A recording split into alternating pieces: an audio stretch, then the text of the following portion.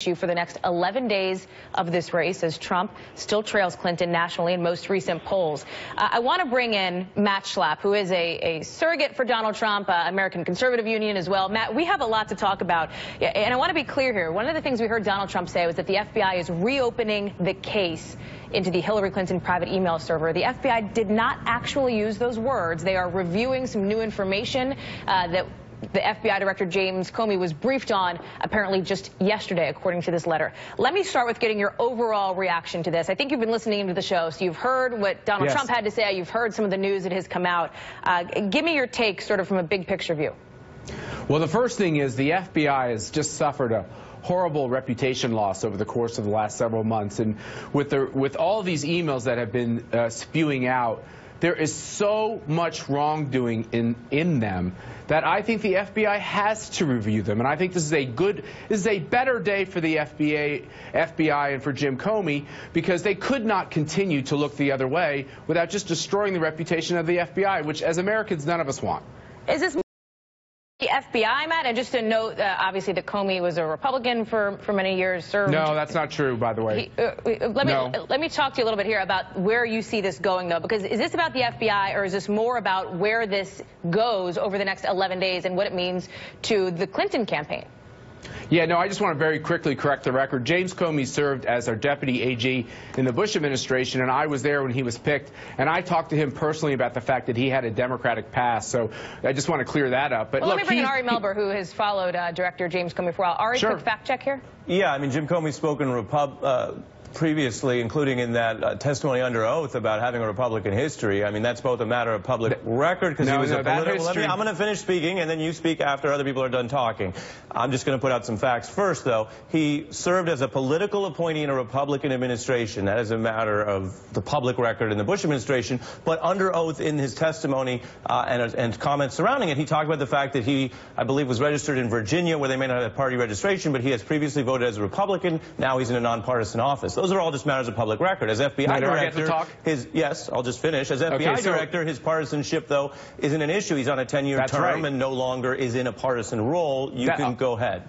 Yeah, all I'm telling you is I was the person at the White House he met with when he was picked. His Republican background is only the fact that he served as the deputy AG for President George W. Bush, and in that process, I talked to him about the fact that he has a Democratic background, but that we were happy to have Democrats in our administration, and other people did as well, and he was picked because he was a competent prosecutor. And I think today he has done something that helps his reputation, because whether he is a Democrat or a Republican, he has an obligation as the head of the FBI to root out criminal wrongdoing, and I think that's what he's attempting to do.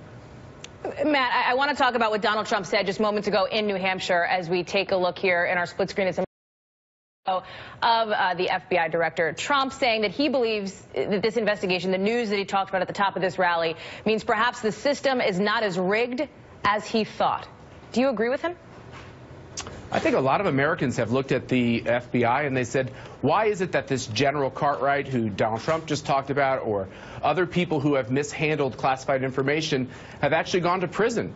And why is it that the Secretary of State, who signed all these documents that said she understood what the chain of command needed to be on these documents, somehow got off? And why is it that she had a homebrew server and had these BlackBerries? How did all of these communications occur in a way that put our national security potentially at risk? And so I think a lot of people look at that and say, do the Clintons get a second or a special set of rules because they're the Clintons? And I think the FBI made the right and responsible decision today to say, you know what? It's got to be one set of rules for all Americans. Matt, as you were speaking, I want to pull up a live shot here of Hillary Clinton's plane as she has landed in Cedar Rapids. As we know, her running mate, Tim Kaine, just now at an early voting site in Tallahassee, was asked about this news. All he said was, got to read a little bit more.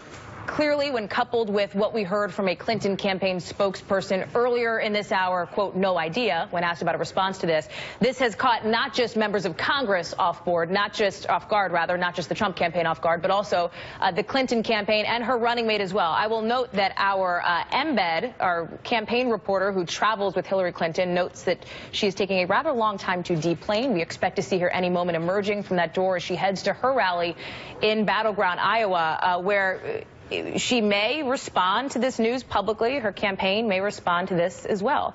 I'm told now from our colleague, Kristen Welker, who was on that plane who you just heard from, that the campaign is not commenting just yet. So we will monitor that.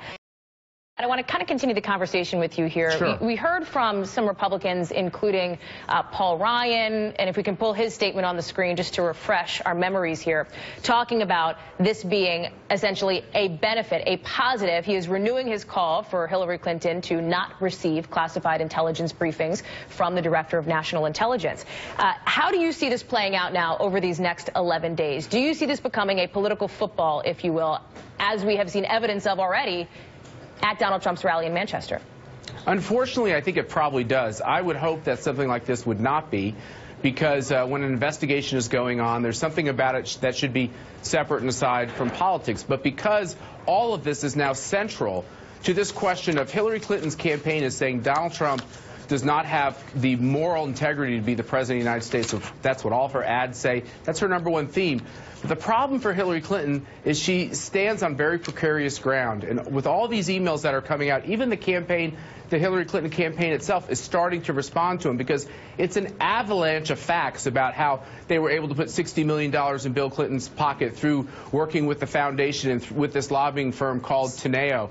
The fact that the Clintons went from dead broke to being worth hundreds of millions of dollars.